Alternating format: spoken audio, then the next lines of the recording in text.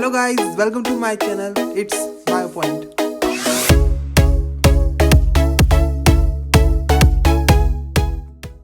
Hello everyone, welcome to BioPoint. हम start करने जा रहे हैं हमारा माइक्रोब्स इन ह्यूमन वेलफेयर का लेक्चर नंबर 3। इसके पहले हमने पढ़ा कि कैसे हम माइक्रोब्स को यूज़ करते हैं हाउस होल्ड वर्क में या फिर इंडस्ट्रियल लेवल पे। अब हम देखने जा रहे हैं कि कैसे माइक्रोब्स को हम यूज़ करते हैं सीवेज ट्रीटमेंट प्लांट में। तो सबसे पहले अपन देखते हैं कि सीवेज क्या होता है।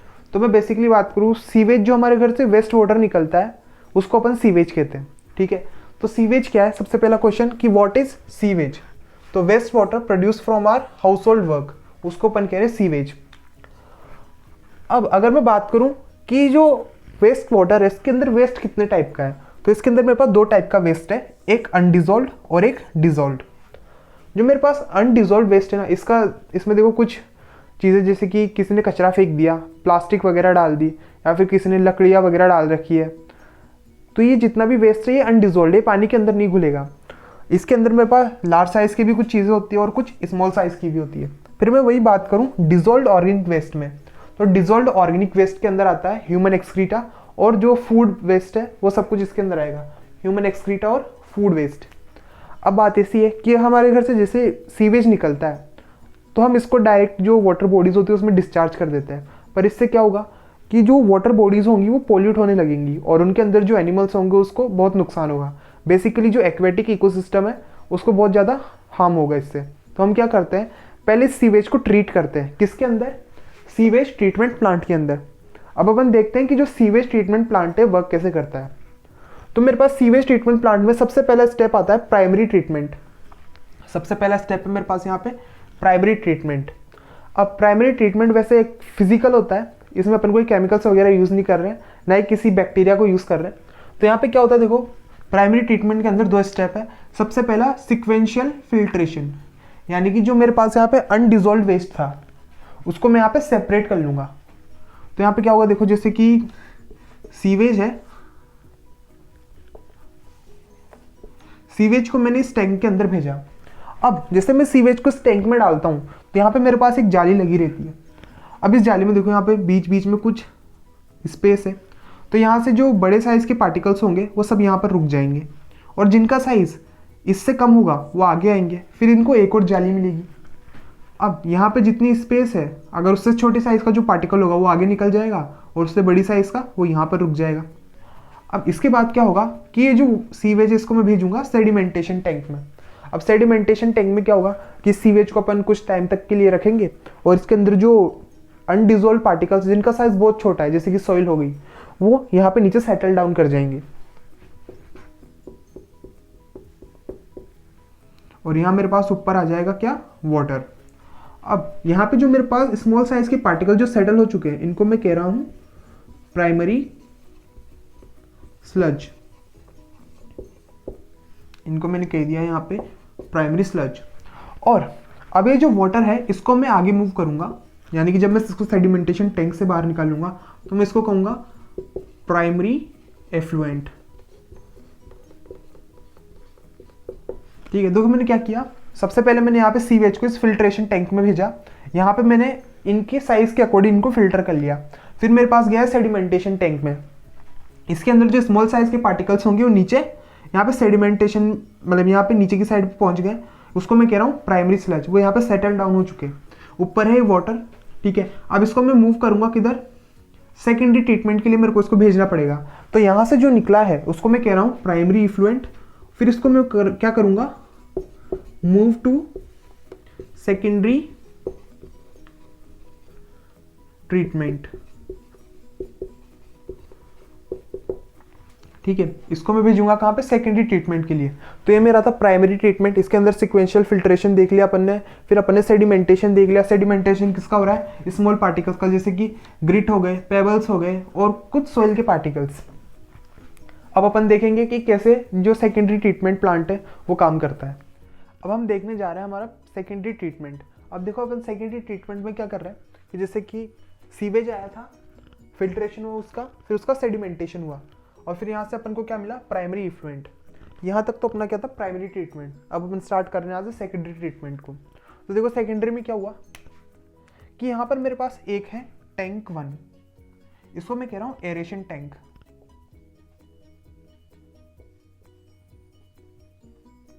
अब यहाँ पे क्या होगा कि मैं प्राइमरी इफ्लुएंट को इस टैंक के अंदर भेजूंगा। मैंने इसके अंदर भेजा। इस टैंक में मैं यहाँ पे कंटिन्यूसली ऑक्सीजन को ऐड कर रहा हूँ, और अब जो इसके अंदर इफ्लुएंट आया है उसको यहाँ पे घुमाया जाएगा। इसके अंदर कोई मोटर होती होगी जो उसको कंटिन्यूसली घुमाती रहेगी। मैं इसके अंदर ऑक्सीजन ऐड कर रहा हूँ। अब बात ये आती है ऑक्सीजन क्यों ऐड कर रहा हूँ और इसके अंदर आया क्या। तो देखो, अनडिजोल्व तो वहाँ पे खत्म हो गया, क्या बचा, डिजोल्व। तो मैं डिजोल्व को तो डायरेक्टली सेपरेट नहीं कर सकता, तो मेरे पास क्या आइडिया आया कि मैंने इसके अंदर कुछ माइक्रोब्स को ऐड कर दिया। वो माइक्रोब्स क्या करेंगे, उस जितना भी अनडिजोल्व ऑर्गेनिक मैटर है उसको डाइजेस्ट कर लेंगे, और डाइजेस्ट करने के बाद मैं क्या करूँगा, वो जो बैक्टीरिया या फिर जो माइक्रोब्स उनको सेपरेट कर लूँगा। इस तरह से मेरे पास जो वाटर है उसका ट्रीटमेंट हो जाएगा, और मैं उसको आगे वाटर बॉडीज़ में डिस्चार्ज कर दूंगा। तो मैंने क्या किया, यहाँ पे प्राइमरी इफ्लुएंट को डाला किसके अंदर, एरेशन टैंक के अंदर। मैं इसको ऑक्सीजन प्रोवाइड करता जा रहा हूँ, और मैंने इसके अंदर कुछ माइक्रोब्स को ऐड कर दिया, जैसे कि बैक्टीरिया और फंगस को। अब देखो, जैसे को अपन को पता है कि जो फंगस होते हैं उसके हाइपे होते हैं ऐसे, और यहाँ पे मैंने कुछ बैक्टीरिया को डाला है। जब मैं इन दोनों को यहाँ पे साथ में डालूंगा ना, तो यहाँ पे क्या होगा कि इनको ऑक्सीजन भी मिल रही है,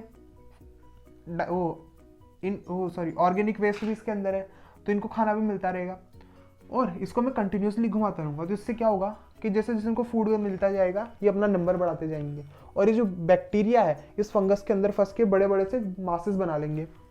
ठीक है, इसके अंदर मेरे पास यहाँ पे बड़े से मासेस बन जाएंगे जिनको मैं कह रहा हूँ फ्लॉक। और ये क्या करेंगे, इसके अंदर जो अनडाइजेस्टेड ऑर्गेनिक मटेरियल होगा जो डिजोल्व है उसको ये डाइजेस्ट कर देंगे। अब जब ये डाइजेशन पूरा हो जाएगा तो मैं क्या करूँगा, इसको ट्रांसफ़र करूँगा आगे टैंक नंबर 2 के अंदर। ठीक है, इस टैंक नंबर 2 को मैं क्या कह रहा हूँ, settling tank. Tank 1 aeration tank, tank 2 settling tank. अब ये जितना भी मटेरियल है इसके अंदर मैंने पंप किया, और जो मासेस है फ्लॉक इसके अंदर क्या है, पूरे में फैले हुए हैं। तो यहाँ सेटलिंग टैंक में मैं इसको कुछ टाइम के लिए रखूँगा, और जो मेरे पास फ्लॉक है जितना भी, ये सारा नीचे सेटल डाउन हो जाएगा, और यहाँ ऊपर क्या बचेगा, पानी। अब मेरे पास ऑप्शन है, अगर मेरे को इसको वाटर बॉडीज़ के अंदर छोड़ना है तो मैं इसको यहाँ से डायरेक्ट डिस्चार्ज कर दूंगा। अगर मेरे को इसे पीने के लिए वापस यूज़ करना है तो मेरे को इसको टर्शियरी ट्रीटमेंट में भेजना पड़ेगा, पर मेरे को नहीं पढ़ना, क्यों, क्योंकि अपनी बुक में सेकेंडरी तक है। अब यहाँ से जब ये वाटर निकलेगा तो इसको मैं कहूँगा सेकेंडरी एफ्लुएंट, और ये जो फ्लॉक था यहाँ सेटल्ड हो चुका है, तो इसको मैं कह रहा हूँ ये जो एक्टिवेटेड स्लज। इसमें क्या हो चुका है, फ्लॉक सेटल हो चुका है। क्लियर है इतना। अब पानी तो गया, यहाँ पे क्या बचा, एक्टिवेटेड स्लज। तो मैं इसको भेज देता हूँ टैंक नंबर 3 में, जिसके अंदर क्या होती है, एनारोबिक डाइजेशन। तो मैं इसको एनारोबिक स्लज डाइजेस्टर कहूँगा।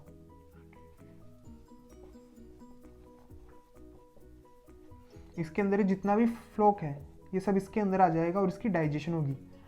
पर मेरे को अगर ये प्रोसेस वापस करानी है तो उसके लिए मैं क्या करूँगा, यहाँ से कुछ स्लज को इस एरेशन टैंक के अंदर वापस भेज दूंगा। इसको मैं यूज़ कर रहा हूँ जैसे कि अपन कर्ड के लिए इनोकुलम यूज़ करते हैं, उसी तरह से मैं इस फ्लॉक को यहाँ पे यूज़ करूँगा। तो मैं यहाँ पे लिख देता हूँ एज इनोकुलम। इस फ्लॉक को मैं यूज़ कर रहा हूँ किसी तरह इनोकुलम की तरह, और ये जैसे ही इसके अंदर जाएगा एरेशन टैंक के अंदर, इसको फूड मिल जाएगा, ऑक्सीजन मिल जाएगी, ये अपना नंबर वापस बढ़ा लेगा। ये सेम प्रोसेस फिर से चलेगी। तो यहाँ अपन इसको एक बार वापस देख लेते हैं। सीवेज है, सीवेज से फिल्ट्रेशन हुई, सेडिमेंटेशन हुई, प्राइमरी इफ्लुएंट बना, वो कहाँ गया, टैंक नंबर 1 यानी कि एरेशन टैंक में। फिर उससे कहाँ गया, टैंक नंबर 2 में, सेटलिंग टैंक में।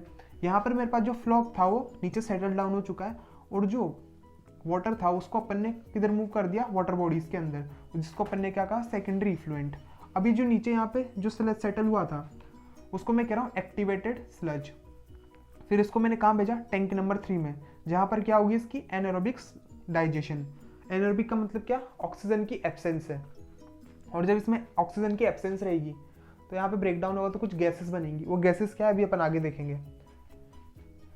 और एरेशन टैंक में यहाँ पे हो रहा है एरोबिक डाइजेशन, किसका, डिजोल्व वेस्ट का। तो ये है हम अपना सेकेंडरी ट्रीटमेंट प्लांट। यहाँ तक प्राइमरी, यहाँ से यहाँ तक सेकेंडरी। अब हमने जो सेकेंडरी ट्रीटमेंट पढ़ा, इसका एक बार फ्लो डायग्राम बना लेते हैं। जैसे कि अपने पास सबसे पहले क्या था, सीवेज। सीवेज को अपन ने पास किया किधर, प्राइमरी ट्रीटमेंट के अंदर।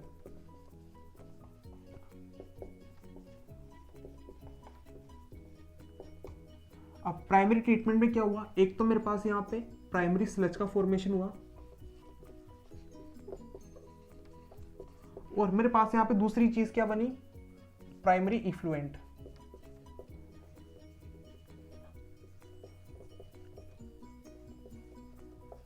क्लियर है। सीवेज से प्राइमरी ट्रीटमेंट से एक बना प्राइमरी स्लज और एक बना प्राइमरी इफ्लुएंट। अब इस प्राइमरी इफ्लुएंट के अंदर क्या है, डिसॉल्व्ड वेस्ट, और इसको मैं पास करूंगा किधर, सेकेंडरी ट्रीटमेंट के अंदर।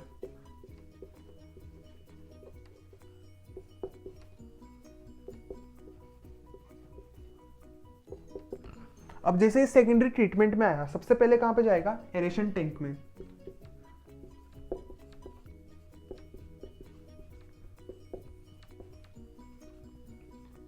अब एरेशन टैंक के बाद किधर जाएगा, एक सेटलिंग टैंक के अंदर।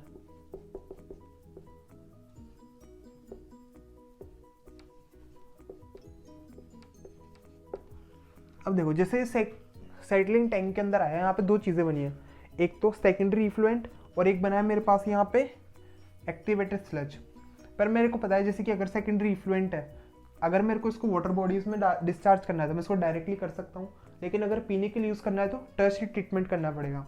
तो सेटलिंग टैंक से मैं लिखता हूँ कि यहाँ पे एक तो मेरे पास बना है क्या, सेकेंडरी इफ्लुएंट। अब मैं इसकी दो चीज़ें कर सकता हूँ क्या, एक तो मैं इसको रिवर्स में डाल दूँ या फिर टर्शियरी ट्रीटमेंट के लिए भेज दूँ।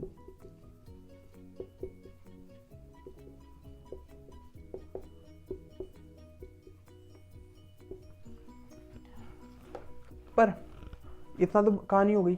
अब जो यहाँ पे मेरे पास सेटलिंग टैंक के अंदर क्या बचा था, एक्टिवेटेड स्लज। तो देखते हैं, इसको साइड में ले लेते हैं यहाँ पे। जैसे कि यहाँ पे मेरे पास है एक्टिवेटेड स्लज। इस एक्टिवेटेड स्लज को मैंने कहाँ भेजा, टैंक नंबर 3 में, यानी कि एनारोबिक स्लज डाइजेस्टर के अंदर। एनारोबिक स्लज डाइजेस्टर के अंदर। और इसने क्या बना दिया फिर वहां पे, मैन्योर, और कुछ गैसेस बनाई है जैसे कि H2S, CO2, CH4। तो यहाँ पे मेरा पूरा फ्लो डायग्राम बन गया किसका, अपना सीवेज ट्रीटमेंट प्लांट का। कि सीवेज था, प्राइमरी ट्रीटमेंट में गया, प्राइमरी इफ्लुएंट बना, इसके अंदर डिसॉल्व वेस्ट है, सेकेंडरी ट्रीटमेंट के अंदर जाएगा, फिर वहां से एरेशन टैंक के अंदर, फिर सेटलिंग टैंक के अंदर। उससे क्या बनेगा, सेकेंडरी इफ्लुएंट। अब सेकेंडरी इफ्लुएंट को मैं रिवर में भी डिस्चार्ज कर सकता हूँ और टर्शियरी ट्रीटमेंट के लिए भी भेज सकता हूँ। और जो सेटलिंग टैंक था, इसके अंदर क्या बचा था मेरे पास, एक्टिवेटेड स्लज। इसको मैंने कहाँ भेजा, एनारोबिक स्लज डाइजेस्टर के अंदर। वहाँ पे मेरे को क्या मिला, मैन्योर और कुछ गैसेस जैसे कि H2S, CO2 और CH4। ये मेरा कंप्लीट हो चुका है क्या, सेकेंडरी ट्रीटमेंट प्लांट। अब कुछ टर्म्स है जैसे कि अपना एरेशन टैंक और टैंक नंबर 2, टैंक नंबर 3, तो इनके बारे में अपन कुछ डिटेल देख लेते हैं। अब हम देखते हैं कि हमारा जो टैंक नंबर 1, 2 और 3 है उसके अंदर क्या हो रहा है। तो अपन ने बेसिकली देख तो लिया है, पर इसके अपन ने कुछ यहाँ पे पॉइंट्स लिखे हैं। जैसे कि एरेशन टैंक है, एरेशन टैंक के अंदर कौन आता है, प्राइमरी इफ्लुएंट। फिर इफ्लुएंट को अपन क्या करते हैं, कंटिन्यूसली घुमाते रहते हैं। तो इफ्लुएंट में अपन ने क्या लिखा है, एजिटेटेड कंटिन्यूसली, और साथ में क्या डालते हैं उसके अंदर, ऑक्सीजन। फिर एरोबिक डाइजेशन होता है, कौन करता है, बैक्टीरिया और फंगस। जैसा अपन ने देखा था, ये मेरे पास यहाँ पे हाइपे है, हाइपे के अंदर जो बैक्टीरिया है वो दोनों एक दूसरे में फिक्स हो चुके हैं और फूड भी मिलता जा रहा है, तो अपना नंबर बढ़ाते जा रहे हैं। और फिर यहाँ पे मेरे पास बड़े बड़े इनके मासेस बन जाते हैं, जिनको मैं क्या कह रहा हूँ, फ्लॉक। तो क्या लिखा है अपन यहाँ पे, mass of bacteria and fungus, उसको अपन क्या करें, फ्लॉक। अब अपन अपने पास आता है टैंक नंबर 2। अब जो इफ्लुएंट था किससे, एरेशन टैंक से, वो मूव करता है टैंक नंबर 2 में, जिसको अपन कह रहे हैं settling tank. Tank containing floc send to settling. अब देखो, effluent from aeration tank containing floc. अब जो फ्लॉक और इफ्लुएंट था उस दोनों को अपन ने भेज दिया किधर, सेटलिंग टैंक के पास। अब फ्लॉक सेटल्ड एंड फॉर्म अब अपन ने देखा जो फ्लो था वो नीचे बेस पे चला गया था और उसने क्या बनाया वहाँ जाके, एक्टिवेटेड स्लज। और मेरे पास जो वाटर था या फिर मैं कहूँ जो इफ्लुएंट था वो किधर चला जाता है, सेकेंडरी इफ्लुएंट की तरफ, यानी कि अपन उसको रिवर में भी भेज सकते हैं या फिर उसको टर्शरी प्लांट में भेज सकते हैं। तो मेरे पास जो फ्लो था वो आ चुका है, यहाँ पे एक्टिवेटेड स्लज बनाया उसने अंदर। अब जो एक्टिवेटेड स्लज था उसका कुछ अमाउंट में वापस भेजता हूँ एरेशन टैंक के अंदर, किसकी तरह, इनोकुलम की तरह, ताकि जो मेरे पास एरेशन टैंक के अंदर जो बैक्टीरिया है वापस अपना काम कर सके और वहाँ पे जाके अपना नंबर बढ़ा सके। फिर इसका लार्ज अमाउंट किसके अंदर जाता है, एनारोबिक स्लज डाइजेस्टर के अंदर, यानी कि टैंक नंबर 3 के अंदर। अब यहाँ पे जो एनारोबिक स्लज डाइजेस्टर है इसके अंदर क्या चलती है, anaerobic digestion of activated sludge. और वो क्या बनाता है वहाँ पे, मैन्योर बनाता है, कुछ गैसेस बनती है जैसे कि CH4, H2S और CO2। तो मेरे पास टैंक नंबर 1, 2 और 3, इसमें अपन को ये डिटेल याद रखनी है। अब मेरे पास यहाँ पे कॉन्सेप्ट आता है जिसको मैं कहता हूँ कॉन्सेप्ट ऑफ BOD। तो सबसे पहले अपन देखते हैं BOD क्या है। BOD की फुल फॉर्म है बायोकेमिकल ऑक्सीजन डिमांड। जैसे कि मेरे पास मान लो ये 1 लीटर पानी है, इसके अंदर 1 लीटर पानी है और इसके अंदर मेरे पास कुछ डिजोल्व्ड वेस्ट है, डिजोल्व्ड ऑर्गेनिक वेस्ट। अब अपन को पता है कि इस ऑर्गेनिक वेस्ट को कौन डाइजेस्ट करेगा, बैक्टीरिया।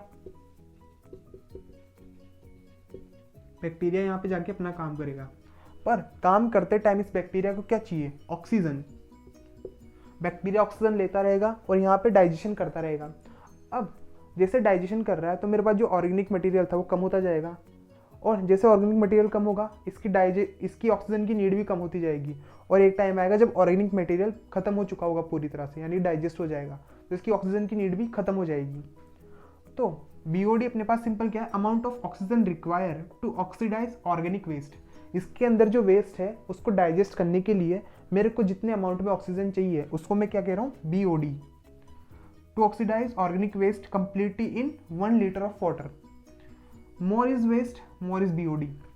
अब देखो जिस वाटर के अंदर वेस्ट ज़्यादा होगा तो उसमें बैक्टीरिया को ज़्यादा काम करना पड़ेगा, उसको ज़्यादा ऑक्सीजन लगेगी, तो अपन यहाँ पे वही लिखा है, more is waste, more is BOD। फिर BOD मेजर, अब देखो BOD क्या है, मेजर ऑफ पॉल्यूशन, कि किसी वाटर के अंदर कितना पॉल्यूशन है अपन किससे पता लगा सकते हैं, उसके BOD से। फिर मोर is BOD, more is polluted water, वही है जिसके अंदर ज़्यादा BOD वो पानी उतना ही ज़्यादा पॉल्यूटेड, और जिसका BOD एकदम कम उसका पॉल्यूशन लेवल एकदम कम। तो यहाँ पे अपना कंप्लीट हो चुका है सीवेज ट्रीटमेंट प्लांट। इसके अपन जितने क्वेश्चन बन सकते हैं अपन ने आज सारे टॉपिक देख लिए। अब एक बार अपन NCERT की रीडिंग भी लगा लें तो उससे अपना पूरा काम हो जाएगा। अब अपन मिलते हैं नेक्स्ट वीडियो में। Thank you.